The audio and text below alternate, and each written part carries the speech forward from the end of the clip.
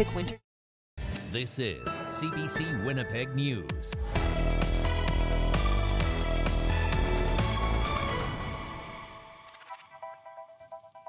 Good evening. Thanks for joining us.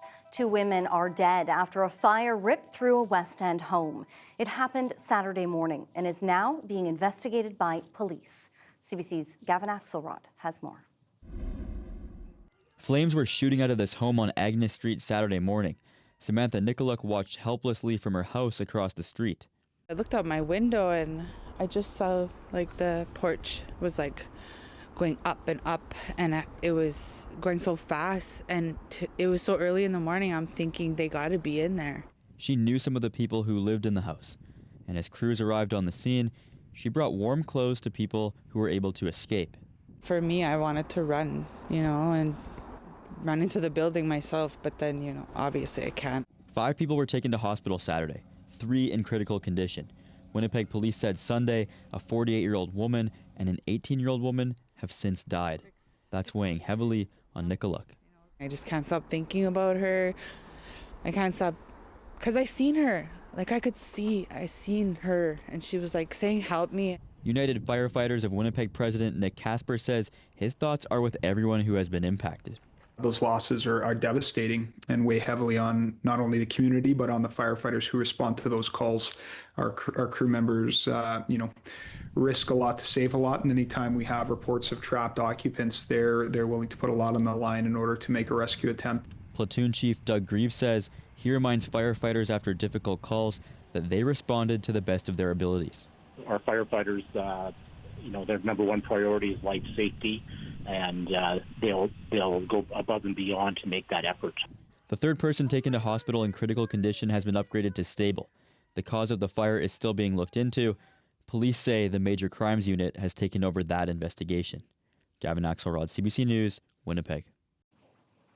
Hundreds of high school students in Winnipeg were out of class today after a shooting threat posted on social media forced the school to close. The CBC's Rosanna Hempel brings us more. Students and staff at St. John's High School were told not to come to school Monday after a shooting threat for the next day circulated widely on social media. It was brought to our attention by parents and staff, and we, this morning we made a decision pretty early out of an abundance of caution. Matt Henderson with the Winnipeg School Division says threats are rare. Administrators met a few dozen parents and students who didn't see the emails or division's website. Going forward, there will be text messages too. Last Wednesday, elementary school Bernie Wolf School was evacuated after a threat was left on the school's voicemail. In November, police say a child was grabbed by a stranger at a different elementary school, which prompted the Manitoba government to order all schools to review their safety measures. Henderson says St. John's would have closed regardless of the review. We had one at a school last year where we operated in the same way. Safety is the most important thing for learners. So anytime there's a threat, we'll take a pause, we'll let the police do their work. He's confident the school will be open Tuesday, but will talk to police first. Rosanna Hempel, CBC News, Winnipeg.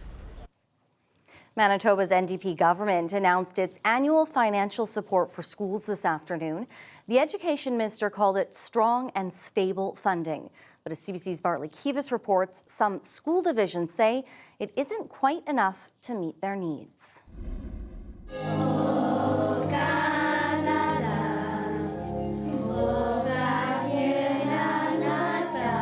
Using students at Winnipeg's Earl Grey School as a backdrop, Education Minister Tracy Schmidt says operating funding for school divisions is going up almost 3% for the 2026-27 school year. We're providing stable, predictable, robust funding for school divisions. The actual funding hike varies from school division to school division. Some of the largest divisions say 3.5% won't cover their increasing costs. We're looking at about a 5% budget increase simply through salary increases. There is some extra money to ensure teachers in all parts of the province get similar pay, but that typically has greater benefits for rural divisions where salaries were lower. All school divisions are now in the midst of figuring out how much they'll have to raise education taxes. There will need to be a passing on to the ratepayer. What percentage that'll be will be the discussion that senior leadership and the Board of Trustees will have over the next few weeks. That means it'll be about a month before property owners find out how much their provincial education taxes are going up, in addition to their municipal tax bills. Bartley Kivas, CBC News, Winnipeg. A class action lawsuit against a long-term care home where dozens of people died during the COVID-19 pandemic is moving forward. The deaths of 56 residents at the Maples long-term care home were linked to an outbreak there between October 2020 and January 2021. Their families have launched a lawsuit against the Winnipeg Regional Health Authority and the home's former operator, Rivera. It was certified by a Court of King's Bench justice earlier this month. The health authority says it can't comment on the matters before the courts. CBC also reached out to Rivera for comment but didn't hear back. The allegations in the lawsuit have not been tested in court. RCMP in Portage La Prairie are trying to find out who's been plastering offensive posters around the city. Police say they received multiple calls Monday morning about posters being placed in storefront windows. They show a partial image of a swastika and contain references to white nationalism and white power. RCMP are asking anyone with information to call them or Crime Stoppers. Well, daily life for thousands of people, mainly Americans, could soon change if Canada goes through with scrapping one of its border entry programs. The program made it easier for them to travel to remote areas of Ontario and Manitoba without having to report to a customs checkpoint. One of those places is Minnesota's Northwest Angle area that borders Manitoba. The CBC's Karen Pauls went there to find out more. It's 8 a.m. and Jason Goulet is taking clients ice fishing. Goulet is not happy Ottawa is scrapping a border entry program that made it easy for people like him to travel into and through Canada. Go to school, grocery shopping, doctor's appointments, go see your accountant. We have a family of 10. There's almost somebody traveling every day. Northwest Angle is the only part of the U.S. outside of Alaska north of the 49th parallel. 3 sides surrounded by Canada with no road connecting it to the rest of Minnesota. So if you want to drive here, the only way is through Manitoba. Right now, Goulet and about 100 or so year-round residents are part of Canada's Remote Area Border Crossing Program. It pre-clears them to freely cross the border in 5 remote areas. There are about 11,000 permits issued each year, 90% of them to Americans. But in September, that ends. People will have to stop at the nearest Canadian border station or use a telephone reporting site like this one. If I catch 4 or 5 of these today, some tourists get pre-cleared, but others have to wait in line to use designated phones to call Canada Customs. We were there for over 2 hours that time. So luckily we didn't have to get anywhere quick to get home. But if you were in an emergency, you know, you'd be getting a little antsy on it. Indigenous communities are also concerned. Under the Jay Treaty of 1794, First Nations people are guaranteed the right to cross the Canada-U.S. border freely. But that's also complicated these days. I've heard people with status cards kind of having a lengthier time to cross. So I think that's why, for me, it's been a little bit easier to cross, just because I do have the Nexus card and I do rely on the RABC too. This restaurateur says there's an easy solution. Do what the Americans do. It's 2026, right? We've been working with apps. We all have smartphones. They're super easy. So I think an app system is where we need to go. Ottawa says this is all part of a $1.3 billion security upgrade, in part because of pressure from U.S. President Donald Trump. But folks here don't think swapping pre-clearance for a phone call will bolster the border. Karen Pauls, CBC News Northwest Angle, Minnesota. All right, well, it is time to go to weather. Riley is back. For the first time, we are back together after a number of days away with one another, and we are having a few technical problems. So you're going to notice maybe a few more colors behind Riley than you normally see. You know what? We're going to come back to Riley in the next break because we are having a few of those technical problems. So we will come back to him after. Right now, we need to go to commercial break. Still ahead, flights halted. Why Canada's largest airline is suspending flights to a popular sun destination. We'll have more on that after the break.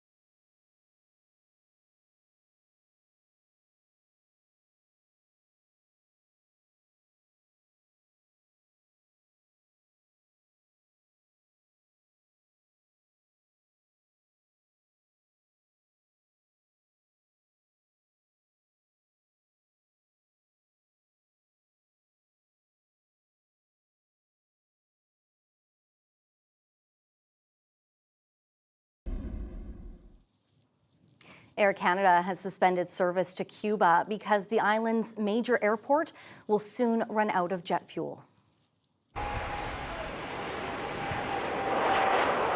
In the next few days, Air Canada will send empty planes to pick up the 3,000 customers who are already there. So far, it's the only Canadian airline to cancel flights to Cuba.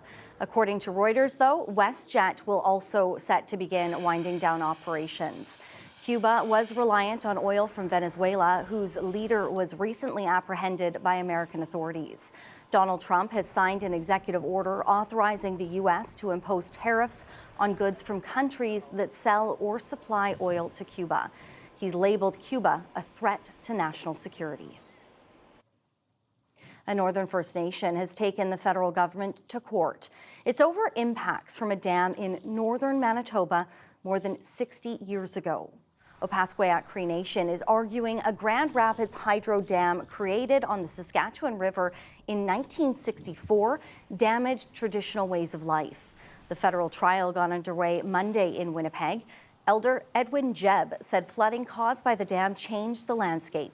He says trapping and other ways of life he enjoyed in the 1950s and 60s are now gone. The land changed, there'd be less animals, there'd be less fish. So as a commercial enterprise, there's nobody commercial fishing anymore. You know, those changes in the environment had an effect on us, so we don't go out anymore. Families don't go out. The trial is expected to continue for another 4 weeks. A Labroquerie church that's been standing for 125 years is sinking in the sandy soils of southeast Manitoba. CBC's Christopher Garreau explains how the community is coming together to keep the heritage building standing for future generations. It's been 125 years since St. Joachim Church was erected on the sandy soils of Labroquerie by some of its first French Catholic families. But the original clay and stone pillars are beginning to sink into that sand.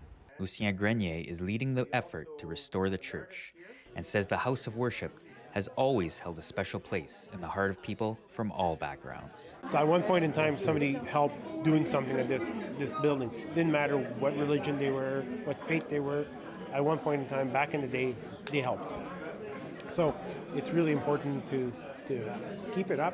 Archbishop of St. Boniface, Albert Legat, praised what he said was a rare show of unity and focus from such determined people. We don't always see that, which is testimony, not so much to the building, but testimony to the people in the past, today, and in the future. Fundraising continues after Phase 1 of restoration improved accessibility for parishioners entering the church.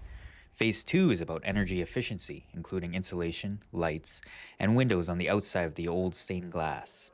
Then the hard work on the bones of the church begins next year, solidifying the 125-year-old pillars and bricks. Christopher Garreau, CBC News, Labroquerie.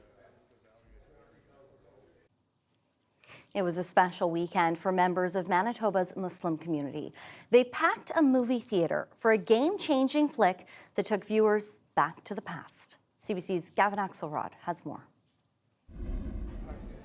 It was an unforgettable day for 14-year-old Isa Khan. On Saturday, he saw Time Hoppers, The Silk Road. It's being hailed as the first Muslim-made animated children's feature film to get a theatrical release in North America. It's really cool to see like a Muslim movie. It doesn't happen very often. There's not a lot of cartoons or stuff for kids that happen all the time. The film is set in the year 2050 and follows 4 students who discover how to time travel. They uncover an alchemist's plan to erase some of the greatest discoveries in history, sending them back on a journey in time along the ancient Silk Road to save famous Muslim scientists. Winnipeg-based filmmaker Nilafur Rahman was the artistic director for Time Hoppers. She says the movie has representation that didn't exist when she was a kid. A lot of the representation of Muslims, if there was any at all, was negative, right? Their characters were villains. I really enjoyed the movie Aladdin as a kid, as many of us did. But there were things in there that were very awful and problematic, like that line in one of the songs about, cutting your ears off if you don't like your face. Many of the film's voice actors were recognized Muslim influencers or community leaders. Together with vibrant animation, they brought a history lesson to the big screen. There were all these, amazing scientists, like people like Al-Khwarizmi, who's like the father of mathematics. It was well received at this showing in Winnipeg. We have never seen any movie like that before. Being Muslim and from a Muslim community, we really admire the thought and the process, and kudos to the makers of the film who have put so much into that. It feels really different than other movies that you watch, or sometimes they don't feel right because it's not made by us or people like us. Time Hoppers, The Silk Road still has showings this week in Winnipeg and Brandon. Gavin Axelrod, CBC News, Winnipeg.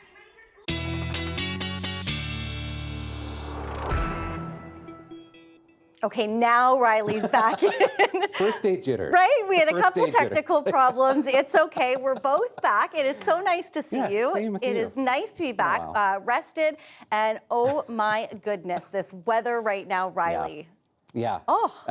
We'll get into it because, there are several stages of winter, as you know. We go through this quite often in Manitoba. So we'll walk you through it. We'll start with our daytime highs from today across the province. And these are a little bit deceiving because in Winnipeg, for example, that +3 on the board, that was actually our high temperature today at 1 in the morning. So a lot of these temperatures, we reached these overnight into the early morning hours today across the province. Then temperatures kind of fell back a little bit. So around -2, -3 for much of the south through the afternoon. 2 degrees in Gimli and hanging around -12 to -15 through much of northern Manitoba. So yes, where are we in this whole realm of winter? Well, if you want to take a look at our directory here, I'm saying, well, somewhere in between second winter and the spring of deception, which I'll get into because we will get into this third winter, as you want to call it that, in very short order here, because looking at our 10-day temperature trend here, as we go through the next few days, yes, the balance of this week remaining above seasonal, which is -9 for this time of the year. We go through the long weekend, things looking pretty pleasant temperature-wise at least, and then I'm watching a system that could impact the province in the Monday-Tuesday timeframe of next week. And what that will do is usher in some much colder air in behind that and plunge us back into some much cooler air. So a little bit of an up and down yet to come before we can say we're on the way out winter-wise, but bear with me here. So this is what we've got setup-wise right now, an area of low pressure over northeastern Manitoba. Most of the province under some cloud cover through the afternoon hours, but, if you're in Winnipeg and parts of the southeast today, you got on the lucky side, and we got into this sunny slot through the afternoon, which is starting to cloud over once again, and we'll see that happening as we get through the overnight hours. In behind that, few flurries in the wake of this low as it pushes southward, more like periods of light snow through parts of the inner lake. I'm calling it scattered flurries through Winnipeg into the overnight hours.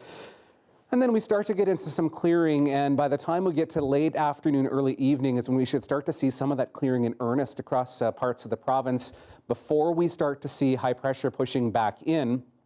But this will keep us relatively warm as we get through the next few days here. So things shaping up to be pretty nice weather-wise, aside from a few flurries, but the wind will be a bit of a story here as we get through the next 24 hours in particular. So we get into more of a northwesterly flow. That will usher in some of that cooler air as we get into the early morning hours tomorrow, gusting up to 40 as we get through the morning. Then we'll see things starting to die down as we get into the day on Wednesday once again. All right, your dog walking forecast. Tonight we go to Eriksdale and Rinn. Thank you, Heather. Hopefully Rinn's enjoying some of that weather, some of that snow that's out there. You can send your pictures to talkback at cbc.ca. So temperatures hanging around -8, -7 or so through the afternoon hours.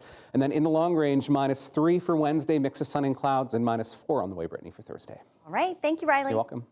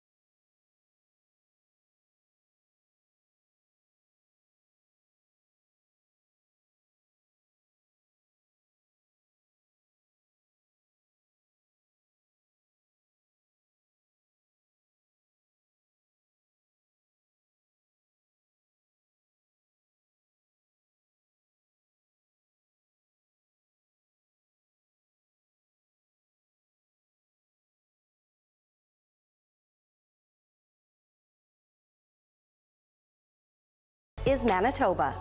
And this is Manitoba on your smart TV, because CBC News is now streaming local. Get local headlines, weather, and community notices, plus newscasts and live programming on your favorite connected device, all for free. It's called the CBC News Manitoba streaming channel. See your community on your connected TV and mobile devices. CBC News Manitoba, your local news streaming channel, now available.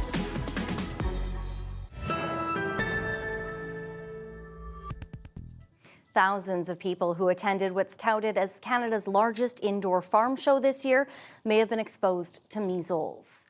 Ag Days was held in Brandon between January 20th to 22nd. The province says anyone who attended the event or visited hotels, restaurants, and shops in the city during that time should monitor for symptoms. Possible exposures may have also occurred in the days leading up to or following the event. On Friday, the province reported the highest monthly case count since the outbreak began early last year. There's been 393 confirmed and 37 probable cases since February 2025. The province did not provide a number of cases linked to Ag Days.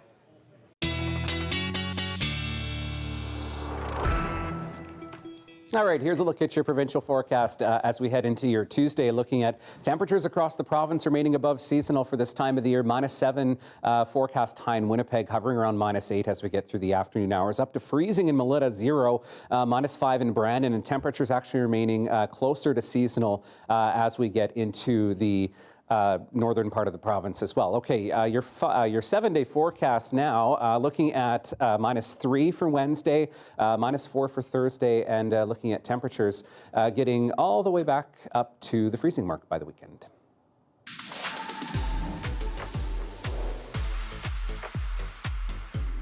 All right, so day 4 of the Milano Cortino Games is in the books, Brittany, with Canada defeating Czechia 5-1 in women's hockey. But it was a podium finish for one Canadian that brought in today's shining moment and our country's second medal.